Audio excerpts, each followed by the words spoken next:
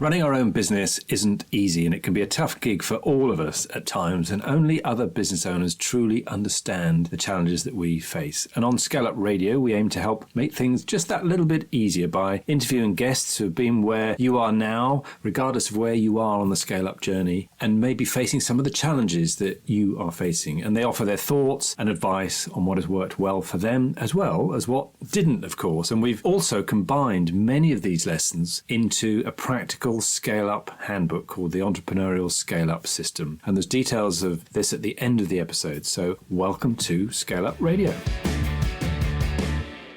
Hello, Clara, Cardillo, and welcome to ScaleUp Radio. Please introduce yourself to our audience. Hi there. I'm Clara Cardillo. Nice to meet you, and thank you for having us. I'm together with my husband Matteo. We are director of Non Solo Pasta. We are an authentic Italian food business based in the Cotswold, and we are Italian food manufacturer. Oh, exciting. Italian food being made in the Cotswolds. So give us an understanding, how big are you in business? How long have you been going? The first time we traded at the Arancino market was back in October 2018. Was very cold and wet day. And that day was the very first day we realized our dream could come true, because we had a very, very nice trading day, and we understand that our passion could be transformed into a business. So yes, we started 2018, and since then we never stopped. So me and Matteo, we were both working as full-time job within the industry. Hospitality industry, and I was an admin within the NHS. But in 2020, soon after COVID, we decided to leave our full-time job and be 100% into the business. Wow. Yeah. Excellent. So 2020, we started trading at the Five Valleys in Stroud with a permanent indoor position open 7 days a week. We enlarged the unit in 2021 in April. And then in April is when we started our fantastic journey into retails, becoming one of the local producers within the Gloucester Service family.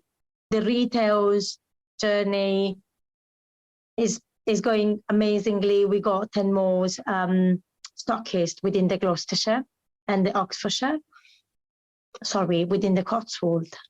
I think. Yeah, sorry. That's good. Yeah, we got 10 retails. It's not just the Cotswold, sorry, but we reach Worcester, Stratford, and Oxfordshire as well.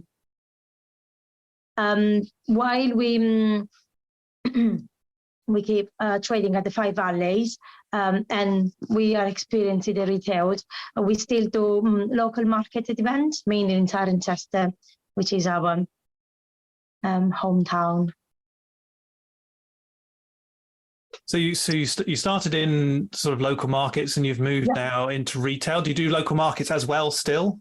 Yeah. We are one of the usual trader within the Cotswold market in Cirencester. We do charter market and farmers market, as well as Nailsworth, Bath. We do food events, especially during the summer and the Christmas time. We really, really enjoy the market. First, because it's where we started, but even because you have the chance to meet a lot of customers, and to ask customers, the customer are our biggest source of inspiration. When we chat with the customer, we really understand what do they want, what do they expect from us. We got amazing feedback from them. Yeah.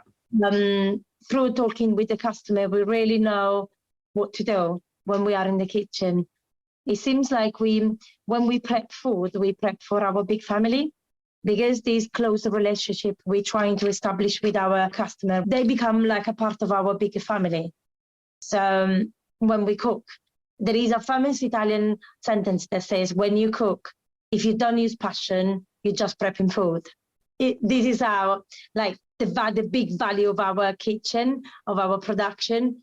We always use passion and love while we cook. Otherwise, we're just prepping food. Wow. Fantastic. I love that. You're prepping for the bigger family who are your customers, and they give you feedback and with passion and love. So how big are you? How many employees? At the moment, we are about we got 10 full-time staff and 5 part-time. We're based in Stroud. In October 2022, we decided to enlarge our kitchen. I don't know if I told you, but we started in our home kitchen in 2018.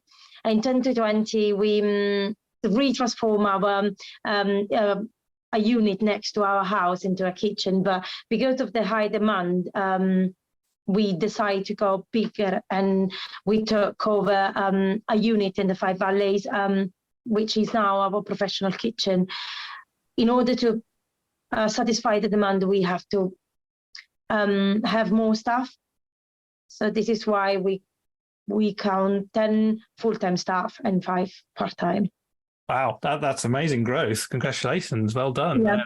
And you must be really delighting your customers. So tell me about your customers. Who are they typically, and why would they come finding your Italian cooking? So if we're talking about business to customer relationship, our ideal customer is young family. So the idea behind most of our product, I don't know if I told you, but at the market, our best seller is the Arancino. So it's this crunchy ball, which is really, really popular at the moment. And then at the shop in Stroud, we sell a fresh pasta made with different sauce. So the idea behind the ready meals, so the pasta, the sauce, the lasagna, the meatball we make, is because I'm one of the, I would like to say, a busy mum, which is not very good in the kitchen. So when, as I said to you, when we talk with customer, and our customer base is mainly young family, it's not just young family, it's our business customer base is quite variegated. So we got young family, but even like people that are on the run, they pass by at the market and they want to grab a quick lunch, which is an arancino. But the idea behind of our food range is people that don't have time to cook, like me. I'm always on a run. So my mum, which is Nonna Pippi, she's one of the main chefs in the kitchen. Before doing this job, she was just my mum, and she knew that cooking was not my strength. So she used to come in England. She used to live in Italy before 2020. She used to come here. She used to cook sauce, ready meals, and freeze it for me. So when we started the business, we thought, oh my God, this is something can sell really, really well. So this is why we introduced not only the arancino, but ready meals and pasta sauce to help our customer. And as I said to you, the good things about the market is that we have the chance to meet our customer and talk with them. And we realize our customer like to have quality food, to use that to have at the table, at the comfort of the table, which is already made, but using premium quality product and authentic recipe. So I think, our customer likes us because of that. And so, there are a lot of, ready prepared meals in the marketplace. You've found something that works really well, and you talk about quality and premium product. So, and I noticed on the website you talked about recipes handed down from generations, and you talk about your mum being in the kitchen. Fabulous. Yes. So what do you strive at being different? What are you trying to be best at? So I think the two main things we are different from our competitors is that we are Italian chef using authentic recipe from our Nonna's book. So if you're talking about Italian ready meals, I think having someone that cooks as it would cook at home is the key, because everyone can make a lasagna, everyone can make a meatballs, but we use authentic recipe, and every single component of the dish is made from scratch. And then the other things is we use premium product, meaning that we source our ingredient within 20 miles of Stroud. So being a very small business, we do understand the importance of support small businesses like ours. So this is why we love to spend a little bit more in terms of raw materials, because we understand the importance of going shop small. There is no point for us to be like a small business and go to buying big chain. We need to support our fellow businesses, traders. We source most of our meat from the local butcher at the Five Valleys, as well as vegetable. And I think these two are keys for our success. Deliver a ready meals or a bowl of pasta or an arancino made with the authentic recipe and using premium local product. Wow, I'm need to go and find one of these retails and try that myself, because wow, that's fantastic. Yes, so it must be a competitive marketplace in terms of doing that. You're still quite small, so you're sort of growing in terms of doing that. But what is the competition like, and what's happening? What's happened in the marketplace since COVID that allowed you to grow? So I think, especially after COVID, people want to treat themselves, and they want to support local business, because unfortunately we saw so many business closing after COVID. So I think our customers do understand the importance of helping a small business. And we did, during COVID, we actually expanded amazingly. We were not expecting that. And we do have a customer base which is quite which really trust us. So yes, you're really right. We got massive competitors on the market, but I think our customer really understand the quality behind our food, and they want to treat themselves with something good and local. So I think we're really lucky, because where we are, especially in the Cotswold base, we have a quite solid base of customers that follow us and do really understand our ethic behind every single dish we produce for them. Yeah, and you've moved into retail. What type of retail are you currently distributing through? So at the moment we got several line of product. Arancino is our best seller.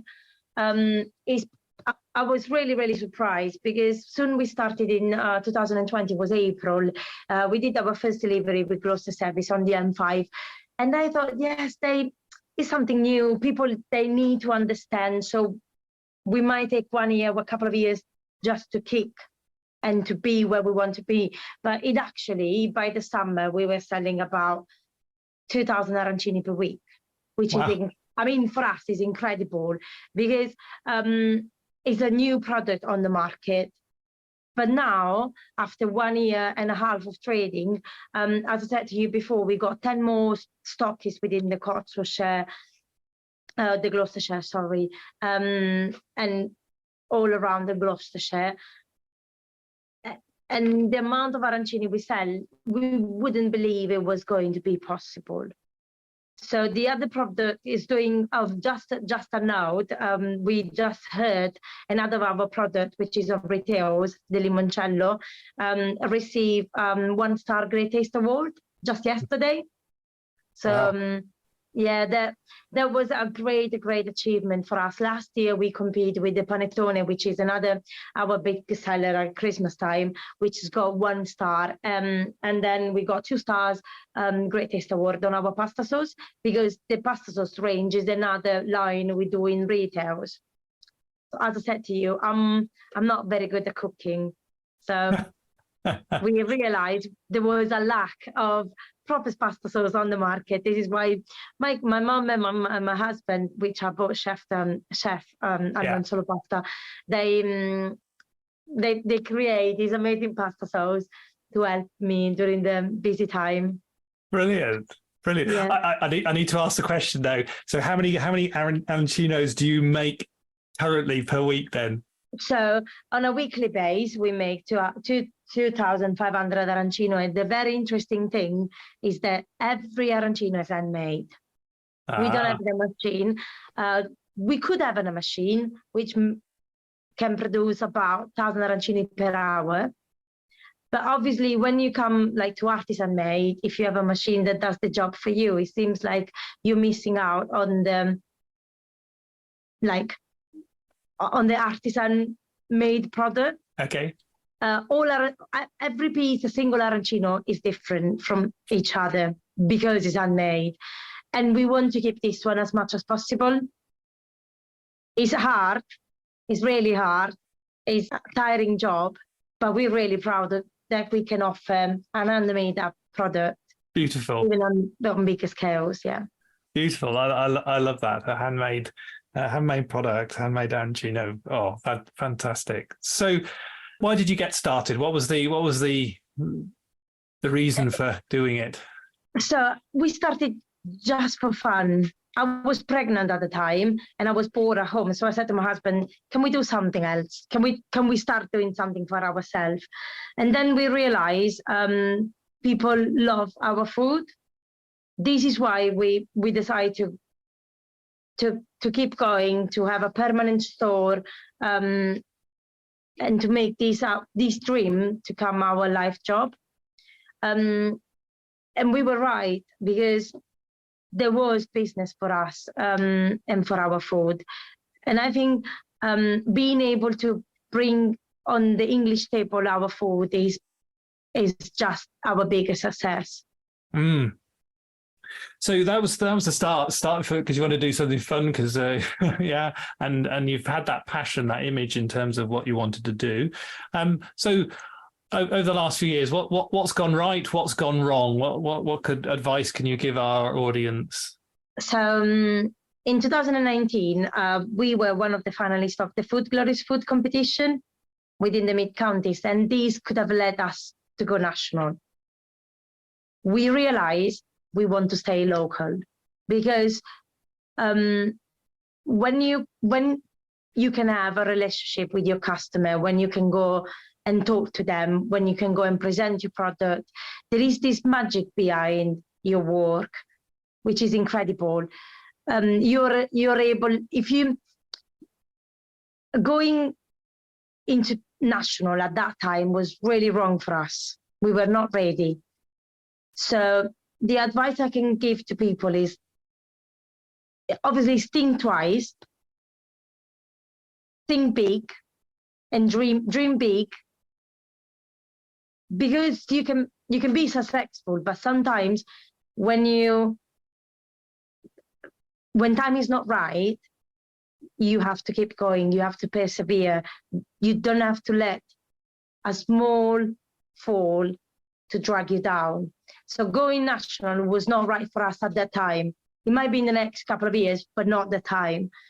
So when we left that idea, we realized we have this massive kitchen, and we had so many opportunities coming up, and we catch every opportunity and turn this into our success. So the advice I can give to people is dream big, work hard, and even if you fall a little bit, just don't be scared, just keep going, because you never know what's coming next. So we had lots of things going right.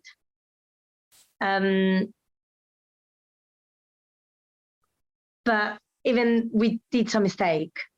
Yeah. But yeah. these did help us in growing, in improving our knowledge and make us stronger. Yeah. So yeah, this is my advice.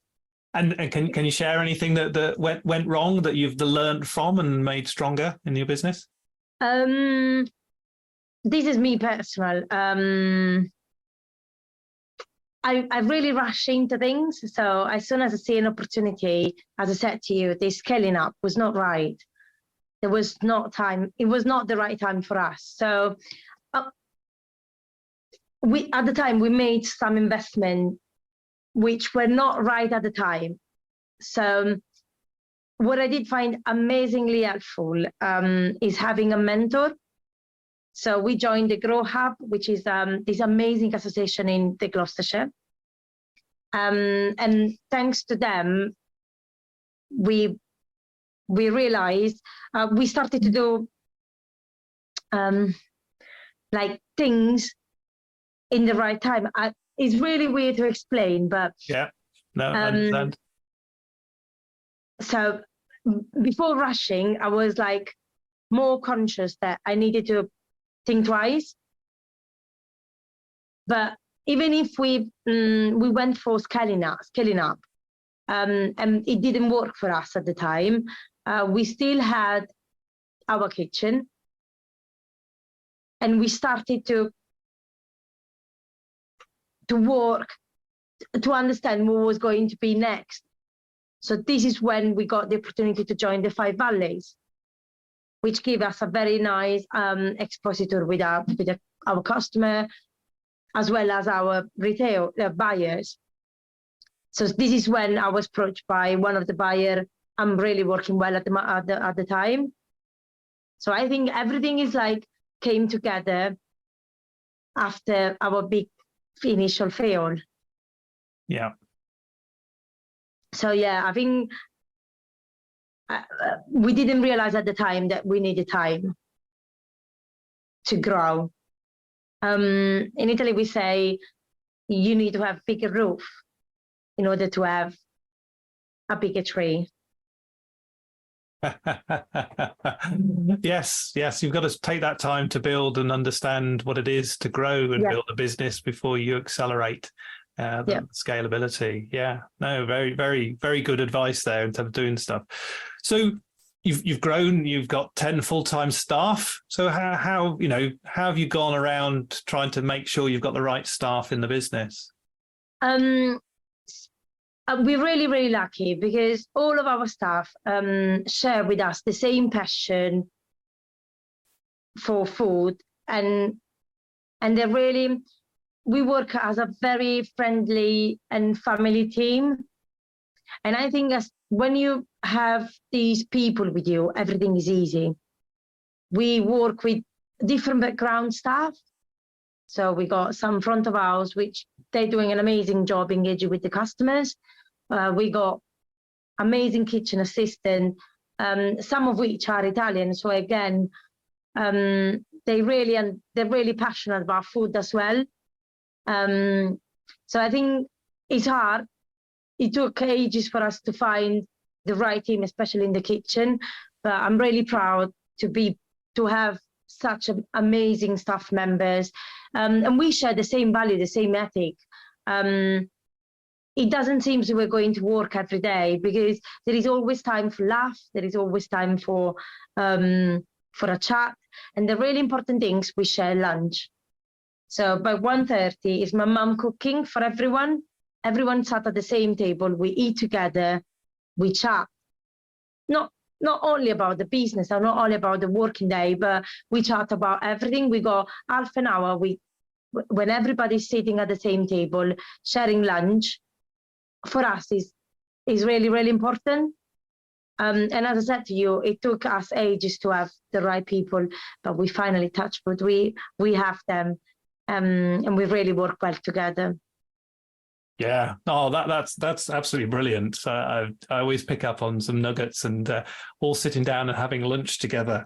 All sitting around the table and doing that. It brings that family spirit, but B, it just brings that connection spirit in terms of doing things. And interestingly, years ago when I worked in Holland, the company I worked with there, they did exactly the same. Everybody stopped for lunch and sat and had lunch together in terms of doing things. So it's a very powerful tool, a very powerful way of bringing people together. So thank you for that. So. You've talked about, some of the things that didn't go well. You've learnt how to put a bigger roof before you grow a bigger tree. Yeah. So you've built that in terms of doing that. How do you ensure things now you're sort of making decisions? What's your process or system for making the decisions in the next few years? So we are planning at the moment. So in the past 5 years, we had this massive growth, and we understand now it's time to consolidate. So we're really working hard in keeping our customer base, in engaging with them, in keeping this relationship with our customer. Because at this time, we really need to work hard in order to keep in doing what we do good. In the next 2-4 years, we got plans, we got bigger plans. So we've been approached by a few very important Londoners business. But before doing that, as I said to you, we need to consolidate. We need to make sure our staff is happy. They want to work with us longer, because without the people, there is no business.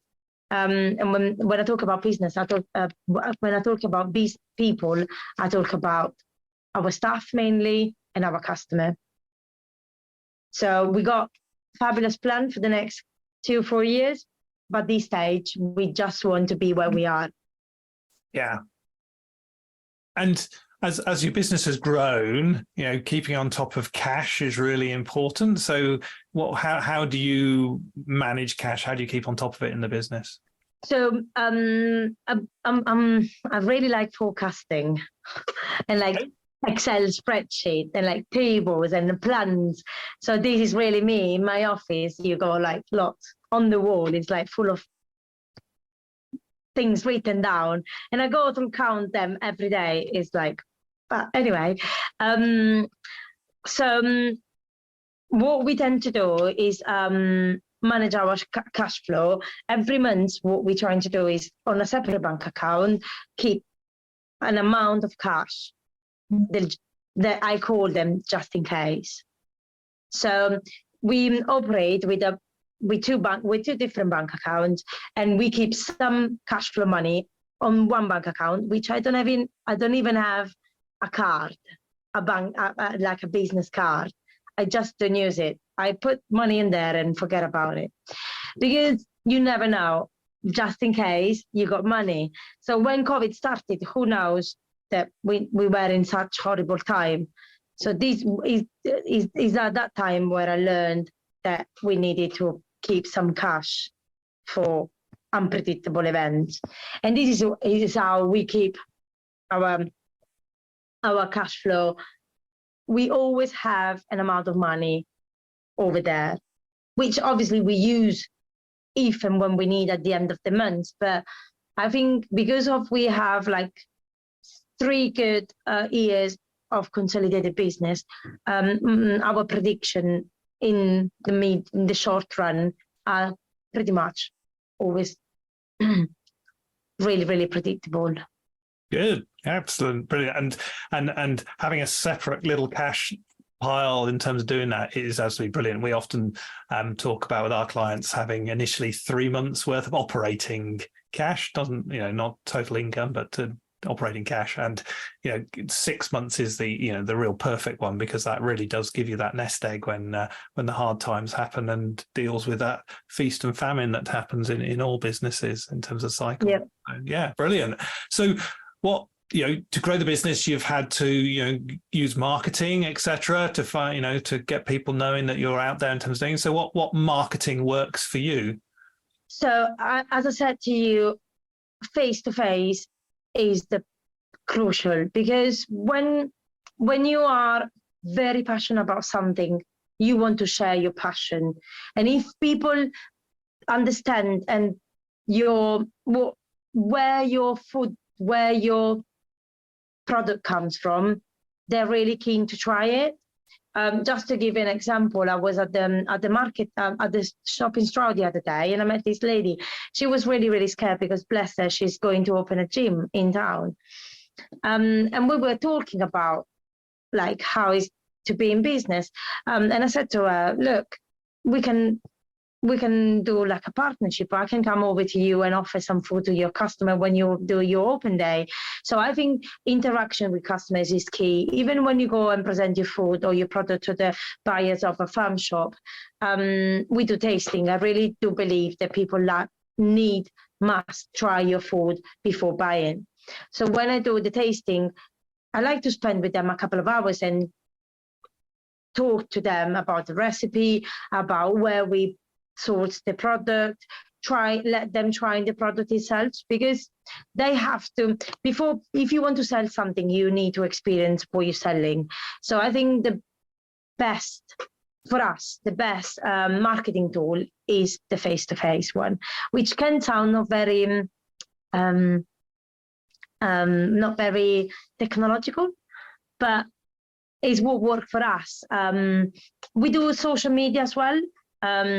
And again, I do our social media because I think we need to be passionate about something in order to talk about something with enthusiasm, with the love it deserves. But face-to-face, for me, is key. Yeah, brilliant. And that real sort of passion of bringing that passion across in everything you do, I think is, the key that you've demonstrated there in terms of doing that. So what do you love most about your business? Everything. I mean, we took a big risk when me and Matteo decided to leave our permanent job. I was working, as I said, in with the NHS, and Matteo was manager in one of the restaurants in town. But since we moved and we work full time with the business, we did grow up as a person, as a professional, and as a family. No one day is similar to the other. I really love to see and to understand that people really understand what's behind our family business. For me, food is everything. Being Italian, obviously, everything is all about food. We celebrate and we have massive dinner together with the family. And the other things about the business, non solo pasta I love, is because I work with my family, I work with my husband, but my mom and dad, they moved from Italy, they left everything to help us growing up our dream job. So for me, it's like, I couldn't be happier because it's a good business, but it's our family business. So working with them is everything for me. Wow, that's brilliant. What a fantastic sort of summary of your passion in the business. Thank you for sharing that. So, you've been in the both markets and in the retail industry for 5 years. What drives you crazy? If I could give you a magic wand to change something in the industry, what would that be? The weather in England. Yeah, I mean, a little bit more sun and less rain would really, really help the market. But not joking. I think sometimes we had massive problem with staff, and it's okay just for us to have the right team. So magic wand is to have another team like ours to help us. And then maybe sometimes having more organized and in-time ordering sometimes is an issue, because most of our retailers are brilliant because they send order in time, but some of them you have to cheese them and say, oh, would you like anything for today, for tomorrow delivery? But we're really lucky, even our stockists, they are just brilliant. So there isn't much I would change, but just maybe less staff problem and a better weather. So my final question then is really about the future, so you've sort of intimated a little bit there in terms of what that might be. So if we were to meet in 5 years' time and we're sitting back and having an amazing conversation, looking back over the last 5 years, in 5 years' time, what's happened then to the business, both for you personally and for the business, to say that's really a successful 5 years? So my biggest dream, I got 2 dreams. One of which is being into the London market. In London, there are a few Italian deli, a few Italian retailers, and I would really, really love to be selling our product made in Cotswold in London market. And I think it's something we can reach in the next 3 years. but not now. And maybe in 5 years, we can be one of the sole Italian food manufacturers in the bigger chain. A little space, international retails will be really good. And for yourself, what would be good in terms of the... I would really love to be a mentor, because I think it's a powerful job. It's a powerful... My mentor was magical to me, because it did really, really help me to understand where I was going wrong and what was wrong for the business at the time. So I think if I could help any other person to set up their dream job, it would be an amazing achievement for myself. Oh, Clara, what a fantastic conversation we've had about your amazing business, starting back in 2018, how you came through COVID, and you've just grown, with 10 staff. But what I love in this whole conversation is your passion for the family, and you class the customer as the family. What a fantastic way to really sort of define that and really help that to get that feedback and that growth in terms of doing that. I love that idea of you're there to help the busy family, the young family that, can't get that quality food produced and ready in time. So here's a product that they can really do based on really good quality, based on the passion. Even got your mother involved to help build and to develop that, and hand making over 2,500 arancinis every week. Wow, that must be really good on the wrists. So, but what comes across, is your fun and passion for that. You're really sort of thinking about the long term, but with the team itself, finding the right people, you've talked about that. And I love that moment where you talked about actually you all stop and have lunch together. And what a fantastic way to gel, to keep everybody and keep that ethos in doing that. And that's one of my key things for that, is how you've used this idea of a family meal and a family being together, but use that in the business physically and also in your marketing and also in your way that you've grown the business. So that has been absolutely fantastic. So thank you so much. We always finish off with a quick fire round, if we may. So I've got a few questions for you. So if you would go back to the younger you, what advice would you give yourself? Have fun and dream big. Awesome. Any books you recommend? Yes, it's The Teacher and Margaret. Oh, okay. So on your mobile phone, what apps make the biggest difference for you? Maybe Pinterest, but just because I'm renovating my house, so I'm looking for inspiration. Okay. Who's had the most influence on you as a business leader? My mum. Beautiful, thank you. And finally, how can people get hold of you, Clara? I'm always on my mobile, which is 075 44 35 9416. info@nonsolopasta.co.uk is the best email address. But if you want and use social media, I'm always on the other side. Brilliant. And one final question, the name of the business, on Solo Pasta, where did that come from? It's because if you think Italian, you think pasta. We do more than pasta. It's not just pasta. It's a world of amazing food waiting for you. So just come and see us. Brilliant. Well, thank you for this amazing conversation, Clara. And, I wish you all the success in your amazing growth plans. Thank you very much.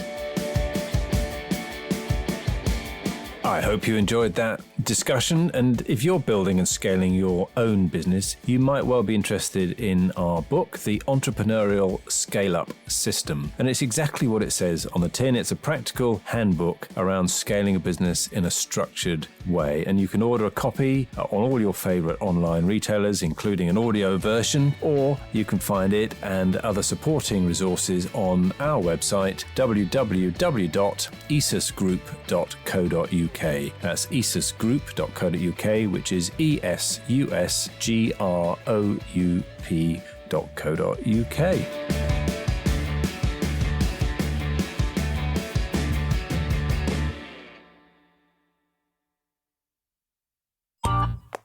This has been a Monkey Pants Productions podcast.